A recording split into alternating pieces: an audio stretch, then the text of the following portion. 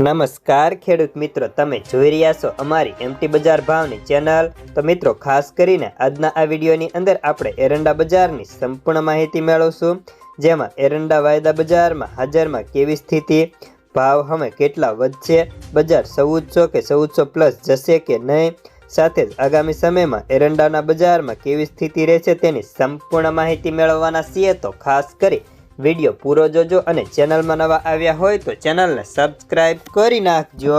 તો મિત્રો, સૌપ્રથમ તો આપણે એરંડાના વાયદા બજારની વાત કરીએ તો હાલ આજે એરંડા વાયદામાં સામાન્ય સુધારા સાથે વાયદો ચાલ્યો હતો, જેમાં નવેમ્બર વાયદાની વાત કરીએ તો તેમાં આજે 43 રૂપિયા વધીને વાયદો 6,814 રૂપિયાની સપાટી ઉપર બોલાતો હતો। સાથે જ ડિસેમ્બર વાયદામાં પણ સારા એવા સુધારા સાથે વાયદો આજે 6,937 રૂપિયાની સપાટી ઉપર બંધ જોવા મળ્યો હતો। સાથે જ ખોળની વાત કરીએ તો ખોળના પ્રતિ ક્વિન્ટલના 13,700 રૂપિયા તો ડીકેકના 8,500 રૂપિયાની સપાટી જોવા મળી હતી।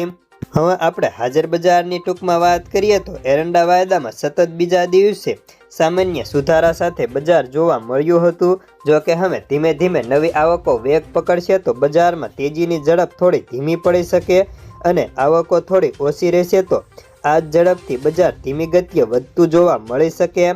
હાલ આજે વાત કરીએ તો આજે એરંડાની આવક આખા ગુજરાતભરમાં મળીને 30 થી લઈને 35,000 ગુણીની આસપાસ રહી હતી।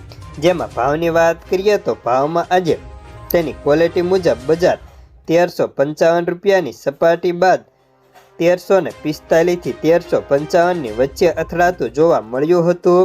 સાથે જ અલગ અલગ સિપ્રોના ભાવની વાત કરીએ તો તેમાં પણ આજે ભાવમાં સામાન્ય સ્થિરતા હતી અને બજાર તેની ક્વોલિટી મુજબ 1,360 થી ખુલીને 1,380 રૂપિયા સુધીનું જોવા મળતું હતું। દિવેલ રેડીમેડ હોય તો તેના ભાવ 1,370 રૂપિયા સુધીના જોવા મળતા હતા। હવે જો કે એરંડાનું બજાર વધશે કે ઘટશે, 1400 પ્લસ જશે કે નહીં તેની વાત કરીએ તો મિત્રો, અમારા મનોમંથન પ્રમાણે એરંડા માત્ર ગુજરાત, રાજસ્થાન અને મહારાષ્ટ્ર આ 3 રાજ્યોની અંદર જ સૌથી વધારે એરંડા પાકે છે। જો કે આખા વિશ્વની વાત કરીએ તો આખા વિશ્વમાં આ 3 રાજ્યો એવા છે જે સૌથી વધારે એરંડા પકવે છે, જેમાં એરંડાના નિકાસ પણ સૌથી વધારે ચીનની અંદર થતી હોય છે અને આ વર્ષે પણ જો નિકાસ ગયા વર્ષની જેમ થશે તો બજારને ટેકો મળશે, કારણ કે વાવેતરમાં થોડો ઘસારો ઉપરાંત અત્યારે માવઠાના કારણે ઘણા બધા પાક નિષ્ફળ જવાની પણ શક્યતાઓ ઊભી થઈ હતી, જેના કારણે ભાવ 1400 પ્લસ જવાની શક્યતાઓ હાલ અત્યારે અમને દેખાઈ રહી છે। તો બસ આજના એરંડાના સમાચારમાં આટલું જ। ધન્યવાદ।